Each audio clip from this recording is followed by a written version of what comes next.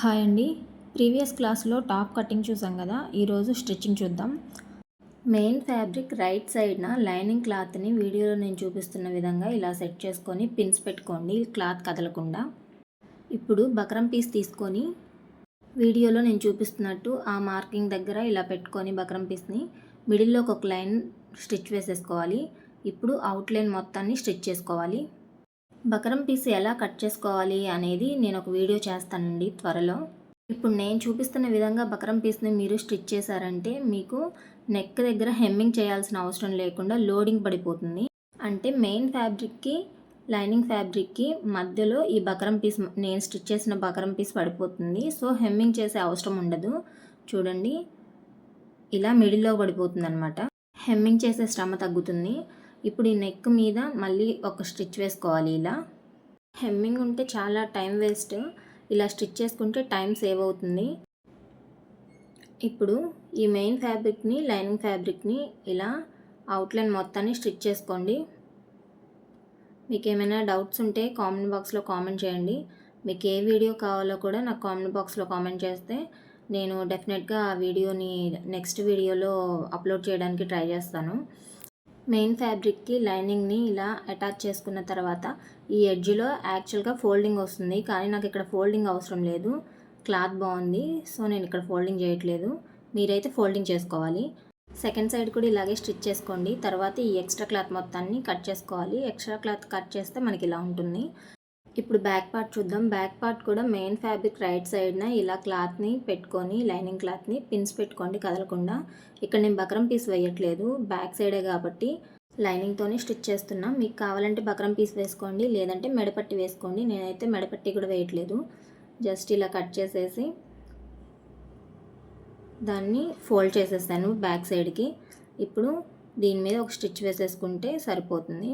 Front పార్ట్కి main ఫ్యాబ్రిక్కి, lining ఫ్యాబ్రిక్కి ఒక stitch వేసేసుకొని ఇలా అవుట్లైన్ మొత్తం ఎక్స్ట్రా ఫ్యాబ్రిక్ కట్ చేసుకున్నాం కదా, అలాగే బ్యాక్ పార్ట్ కూడా స్టిచ్ చేసి ఎక్స్ట్రా క్లాత్ కట్ చేసాము. బ్యాక్ సైడ్ ఫిట్టింగ్ కోసం డాట్స్ వేస్తాం కదా, షోల్డర్కి మిడిల్లో ఇలా టేప్ పట్టుకొని 9కి ఒక మార్క్ చేసుకోవాలి. కొంచెం పొడవుగా ఉన్న పర్సన్కి అయితే 10కి ఒక మార్క్ చేసుకుంటే సరిపోతుంది. ఇప్పుడు ఈ మార్కింగ్ దగ్గర నుంచి 9కి ఒక మార్క్ చేసుకొని మిడిల్లోకి ఇలా ఒక లైన్ డ్రా చేసుకోవాలి. మిడిల్లోకి అటు ఒక పావించు, ఇటు ఒక పావించు తీసుకొని ఇలా కర్వ్ షేప్లో ఇలా డ్రా చేసుకోవాలి. ఇప్పుడు దీన్ని మనం ఎలా అయితే డ్రా చేసుకున్నామో అలా ఒక స్టిచ్ చేసుకోవాలి. ముందు మిడిల్లోకి ఒక స్టిచ్ వేసేసుకొని తర్వాత ఫోల్డ్ చేసుకొని ఇలా ఒక స్టిచ్ వేసేసుకోవాలి. సెకండ్ సైడ్ కూడా సేమ్ ఇలాగే వేసేసుకుంటే సరిపోతుంది. ఫ్రంట్ పార్ట్ మీద బ్యాక్ పార్ట్ని ఇలా పెట్టుకొని ఈ షోల్డర్స్ దగ్గర 1/2 ఇంచ్ మార్జిన్తో ఒక స్టిచ్ వేసుకోవాలి.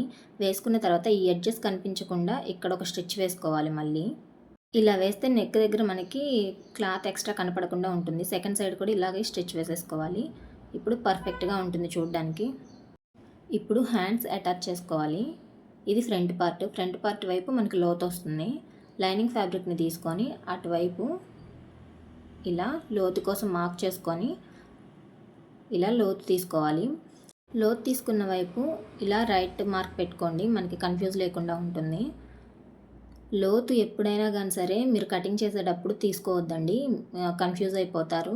ఇలా ఇప్పుడు నేను చూపించిన విధంగా ఫ్రంట్ పార్ట్ చూసుకొని లోతు తీసుకున్నారంటే హ్యాండ్స్ మీకు అటు ఇటు కాకుండా కరెక్ట్గా ఉంటాయి. లేదంటే రైట్ది లెఫ్ట్కి, లెఫ్ట్ది రైట్కి పడిపోతుంది, క్లాత్ వేస్ట్ అయిపోతుంది. సో నేను చెప్పిన టిప్ కనుక ఫాలో అయ్యారంటే మీకు ఈజీగా ఉంటుంది. ఇప్పుడు వీడియోలో నేను చూపించిన విధంగా ఇలా స్టిచ్ చేసుకొని ఎక్స్ట్రా క్లాత్ మొత్తాన్ని కట్ చేసుకోవాలి. ఇప్పుడు హ్యాండ్ని లోతు ఎటు తీసామో చూసుకొని కరెక్ట్గా 1/2 ఇంచ్ మార్జిన్తో వీడియోలో నేను చూపిస్తున్న విధంగా హ్యాండ్ని ఇలా స్టిచ్ చేసుకోండి.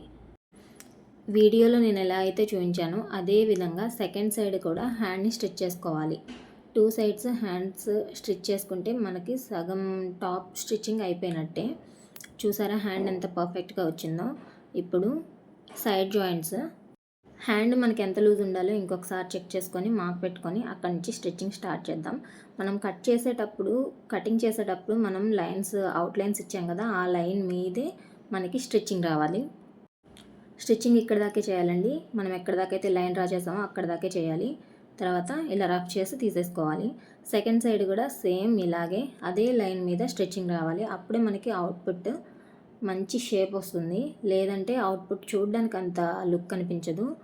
సో అదే లైన్ మీద స్టిచ్ పడాలి. ఇప్పుడు కట్స్ అండి. మన టాప్ లుక్ అంతా అవుట్లుక్ మొత్తం కట్స్ మీద ఉంటుంది. కొంత కట్స్ కనుక నీట్గా వచ్చాయంటే మనకి అవుట్లుక్ చాలా బాగుంటుంది. వీడియోలో నేను చూపిస్తున్నట్టు ఇలా డబల్ ఫోల్డింగ్ చేసుకోవాలి.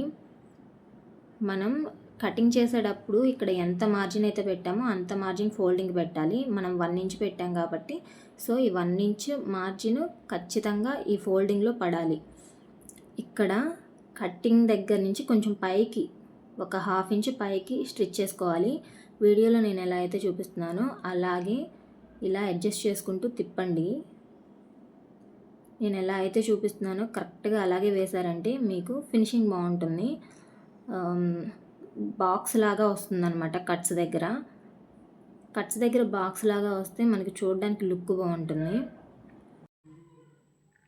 సెకండ్ సైడ్ కూడా ఒక స్టిచ్చింగ్ వేసుకోవాలి. వీడియో సాటిస్ఫైగా అనిపిస్తే ఒక కామెంట్ ఇవ్వండి.